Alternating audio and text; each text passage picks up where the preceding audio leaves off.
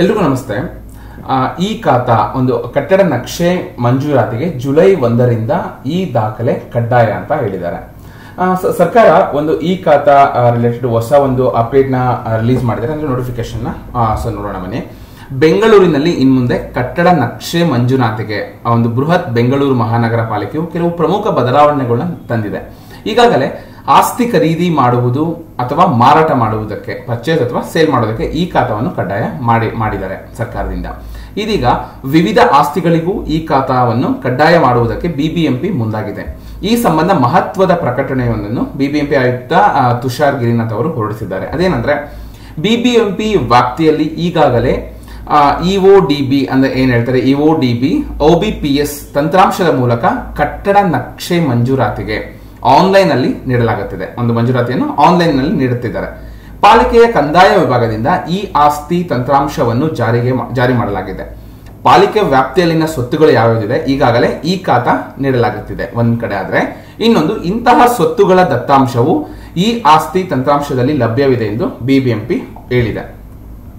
ಪಾಲಿಕೆಯ ನಗರ ಯೋಜನಾ ವಿಭಾಗದಿಂದ ನಕ್ಷೆ ಮಂಜೂರಾತಿ ನೀಡುತ್ತಿರುವ ಇಒಡಿಬಿ ಅಥವಾ ಒಬಿಪಿಎಸ್ ಆನ್ಲೈನ್ ತಂತ್ರಾಂಶವನ್ನು ಪಾಲಿಕೆಯ ಕಂದಾಯ ವಿಭಾಗದಿಂದ ಈ ಖಾತಾ ನೀಡುತ್ತಿರುವ ಈ ಆಸ್ತಿ ತಂತ್ರಾಂಶದೊಂದಿಗೆ ಏಕೀಕರಣಗೊಳಿಸಲು ಕ್ರಮ ಜರುಗಿಸಲಾಗಿದೆ. ಅಂದ್ರೆ ನಿವೇಶನ, ಸ್ವತ್ತಿನ ಕಂದಾಯ ದಾಖಲೆಗಳ ಪರಿಶೀಲನಾ ತಂತ್ರಾಂಶದಲ್ಲಿ ಸ್ವಯಂಚಾಲಿತವಾಗಿ ಕೈಗೊಳ್ಳುವ ದಿನಾಂಕ 1/7/2025ರಿಂದ ಒಂದು ಈ ಸ್ವತ್ತಿನ ಈ ಖಾತಾ ಇಪಿಐಡಿ ಸಂಖ್ಯೆಯನ್ನು ಆನ್ಲೈನ್ ತಂತ್ರಾಂಶದಲ್ಲಿ ನಮೂದಿಸುವುದು ಹಾಗೂ ಈ ಖಾತಾ ಸಲ್ಲಿಸುವುದು ಒಂದು ಅವಶ್ಯವಿರುತ್ತೆ.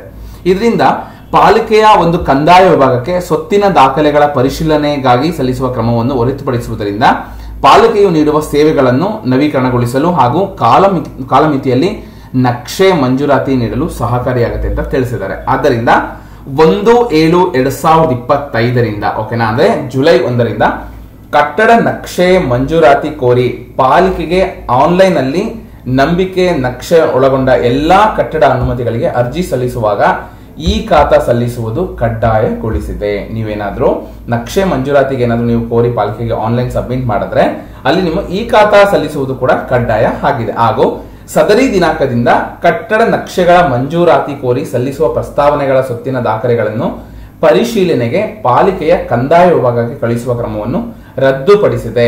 ಸೊ ಒಂದೇ ಪೋರ್ಟಲ್ ಎರಡು ಸಿಗೋದ್ರಿಂದ ಅವರೇ ಅದನ್ನು ವೆರಿಫಿಕೇಶನ್ ಮಾಡಿ ನಿಮಗೆ ನಕ್ಷೆ ಒಂದು ಕಟ್ಟಡ ನಕ್ಷೆ ಮಂಜೂರಾತಿ ಕೂಡ ಮಾಡ್ತಾರೆ. ಓಕೆನಾ, ಅದಕ್ಕೆ ಈ ಖಾತಾ ಮ್ಯಾಂಡೇಟರಿ ಅಂತ ಹೇಳಿದ್ದಾರೆ. ಇನ್ನು ನಂಬಿಕೆಯೊಂದಿಗೆ ಪರಿಶೀಲಿಸುವ ಅಂದ್ರೆ ಟ್ರಸ್ಟ್ ಅಂಡ್ ವೆರಿಫೈ ವಿಧಾನದಡಿ ಸೃಜನೆಗೊಳ್ಳುವ ತಾತ್ಕಾಲಿಕ ನಕ್ಷೆ ಮಂಜೂರಾತಿಗಳನ್ನು ಸಂಬಂಧಪಟ್ಟ ಸಹಾಯಕ ನಿರ್ದೇಶಕರು ಅಂದ್ರೆ ನಗರ ಯೋಜನೆ ಏನ್ ಬರುತ್ತೆ ಇವರು ಕಾಲಮಿತಿಯೊಳಗೆ ದೃಢೀಕರಿಸುವುದು ಅಥವಾ ಒಂದು ಸಹ ಕಾರಣಗಳೊಂದಿಗೆ ನಿರಾಕರಿಸಿದ್ರೆ ಒಂದು ಅದಕ್ಕೆ ರೀಸನ್ ನ ಕೊಡಬೇಕು ಅಂತ ತಿಳಿಸಿದ್ದಾರೆ. ಇನ್ನು ತಂತ್ರಾಂಶದಲ್ಲಿ ಸ್ವಯಂಚಾಲಿತ ಸ್ವಯಂ ಅನುಮೋದನೆ ಡೀಮ್ಡ್ ಅಪ್ರೂವಲ್ ಅಂತ ಹೇಳ್ತಾರೆ ನೀಡುವುದು. ಇಂತಹ ಸ್ವಯಂ ಅನುಮೋದನೆಗೆ ಕಾರಣವಾದ ಅಧಿಕಾರಿಗಳ ವಿರುದ್ಧ ನಿಯಮಾನುಸಾರ ಶಿಸ್ತು ಕ್ರಮಕ್ಕೆ ಸಂಬಂಧಪಟ್ಟ ಒಂದು ಕಚೇರಿಗಳು ಜಂಟಿ ಆಯುಕ್ತರು ಇವರು ಕ್ರಮ ತಗೋಬೇಕು ಅಂತ ಆಯುಕ್ತ ಯಾರಿದ್ದಾರೆ ಗಿರಿನಾಥ್ ಅವರು ಪ್ರಕಟಣೆಯಲ್ಲಿ ತಿಳಿಸಿದ್ದಾರೆ. ಓಕೆನಾ.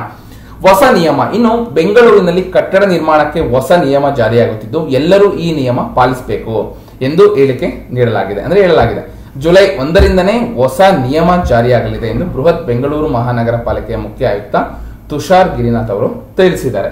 ಓಕೆನಾ, ಇದ್ರ ಬಗ್ಗೆ ನಿಮಗೆ ಡೀಟೇಲ್ಸ್ ಸಿಕ್ಕಿದೆ ಅಂತ ಅನ್ಕೊಂತೀನಿ. ನಿಮ್ಗೆ ಏನಾದ್ರೂ ಇದ್ರ ಬಗ್ಗೆ ನಿಮಗೆ ಡೌಟ್ ಇದ್ರೆ ದಯವಿಟ್ಟು ಕಮೆಂಟ್ ಮುಖಾಂತರ ತಿಳಿಸಿ, ಅಥವಾ ನಿಮ್ಮ ಅನಿಸಿಕೆಗಳನ್ನ ಕೂಡ ಕಮೆಂಟ್ ಮುಖಾಂತರ ತಿಳಿಸಿ. ಸರ್ಕಾರ ಈ ರೀತಿ ಒಂದು ಕ್ರಮಗಳನ್ನ ತಗೊಂತಿರೋ ಬಗ್ಗೆ ನಿಮ್ಗೆ ಏನ್ ಅನ್ಸುತ್ತೆ ಅದನ್ನು ಕೂಡ ತಿಳಿಸಿ. ಇದೇ ರೀತಿ ಒಂದು ಹೆಚ್ಚಿನ ಸರ್ಕಾರದ ಅಪ್ಡೇಟ್ಗಾಗಿ ನನ್ನ ಯೂಟ್ಯೂಬ್ ಚಾನಲ್ ಸಬ್ಸ್ಕ್ರೈಬ್ ಮಾಡಿ, ಇದೇ ರೀತಿ ಸಪೋರ್ಟ್ ಮಾಡ್ತಾ ಇರಿ. ಧನ್ಯವಾದಗಳು.